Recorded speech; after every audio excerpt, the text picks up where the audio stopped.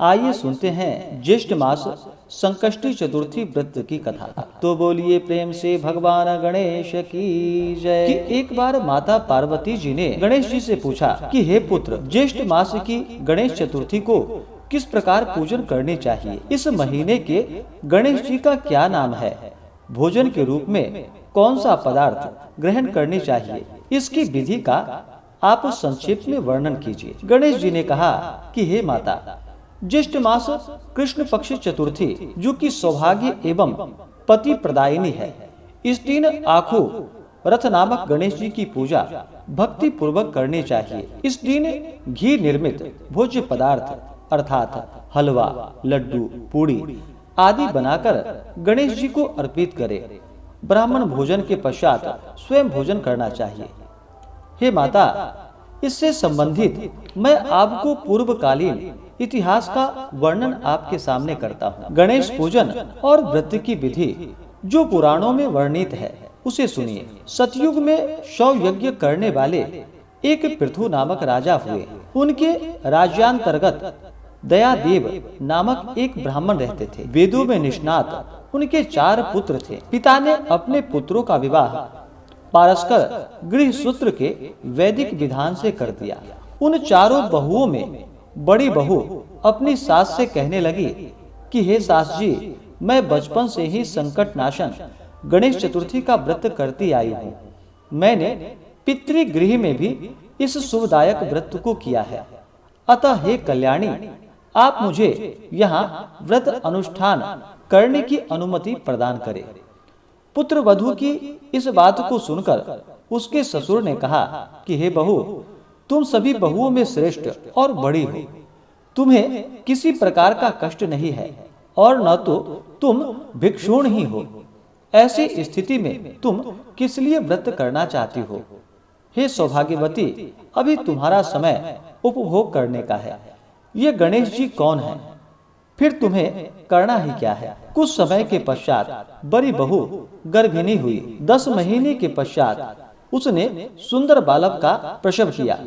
उसकी सास बराबर बहू को व्रत करने का निषेध करने लगी और व्रत छोड़ने के लिए बहू को बाध्य करने लगी। व्रत भंग होने के फलस्वरूप गणेश जी कुछ दिनों में कुपित हो गए और उसके पुत्र के विवाह काल में वर वधू के सुमंगली के समय उसके पुत्र का अपहरण कर लिया। इस अनहोनी घटना से मंडप में खलबली सी मच गई। सब लोग व्याकुल होकर कहने लगे कि लड़का कहाँ गया, किसने अपहरण कर लिया। बारातियों द्वारा ऐसा समाचार पाकर उसकी माता अपने ससुर दयादेव से रो रोकर कहने लगी कि हे ससुर जी, आपने मेरे गणेश चतुर्थी के व्रत को छुड़वा दिया है, जिसके परिणाम स्वरूप ही मेरा पुत्र विलुप्त हो गया है। अपनी पुत्र वधू के मुख से ऐसी बातें सुनकर ब्राह्मण दयादेव बहुत दुखी हुए। साथ ही पुत्र वधू भी बहुत दुखी हुई। पति के लिए दुखित पुत्र वधू प्रतिमास संकट नाशन गणेश चतुर्थी का व्रत करने लगी। एक समय की बात है कि एक वेदज्ञ और दुर्बल ब्राह्मण भिक्षाटन के लिए इस मधुर भाषणी कन्या के घर आया। ब्राह्मण ने कहा कि हे बेटी, मुझे भिक्षा स्वरूप इतना भोजन दो कि मेरी क्षुधा शांत हो जाए। उस ब्राह्मण की बात सुनकर उस धर्मपरायण कन्या ने उस ब्राह्मण का विधिवत पूजन किया। भक्ति पूर्वक भोजन कराने के बाद उसने ब्राह्मण को वस्त्र आदि दिए। कन्या की सेवा से संतुष्ट होकर ब्राह्मण कहने लगा कि हे कल्याणी, हम तुम पर प्रसन्न हैं। तुम अपनी इच्छा के अनुकूल मुझसे वरदान प्राप्त कर लो। मैं ब्राह्मण वेशधारी गणेश जी हूँ और तुम्हारी प्रीति के कारण ही आया हूँ। ब्राह्मण की बातें सुनकर कन्या हाथ जोड़कर निवेदन करने लगी कि हे विघ्नेश्वर, यदि आप प्रसन्न हैं तो मुझे मेरे पति का दर्शन करा दीजिए।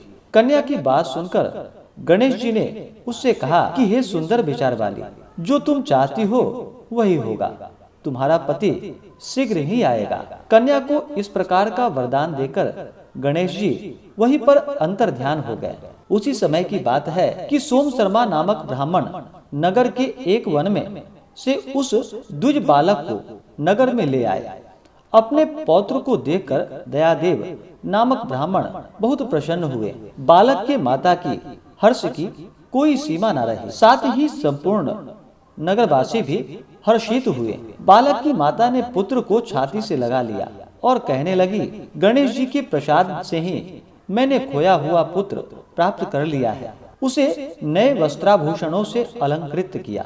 दयादेव तो बारंबार सोम शर्मा को प्रणाम कर कहने लगा कि हे द्विजराज, आज आपकी कृपा से ही मैंने खोए हुए पुत्र को पुनः प्राप्त कर लिया है। खोया पुत्र बालक घर में आ गया।